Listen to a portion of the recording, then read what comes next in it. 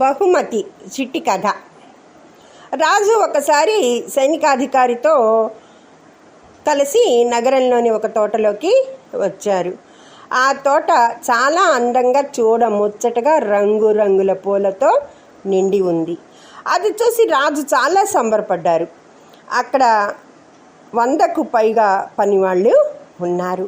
తోటను ఇంత అందంగా సుందరంగా తయారు చేసిన 100 మంది పనివాళ్లకు బహుమానాలు ఇవ్వాలి అనుకున్నారు రాజుగారు. కానీ వీరిలో ఎవరు పనితనంతో ఎవరు పని దొంగలో కనుక్కోవాలి అని సైనికాధికారిని సలహా అడిగాడు.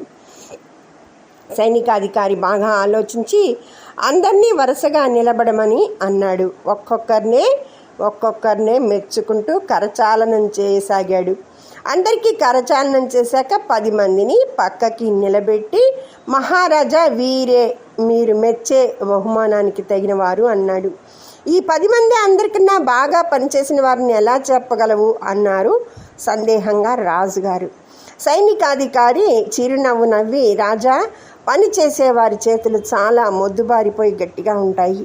పని దొంగలని చాలా మృదుగా మెత్తగా ఉంటాయి.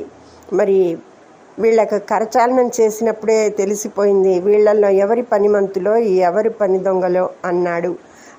రాజు సైనికాధికారి తెలివికి మెచ్చుకొని ఆ 10 మందికి చక్కటి బహుమతులను ఇచ్చారు. ఇదండి బహుమతి కథ.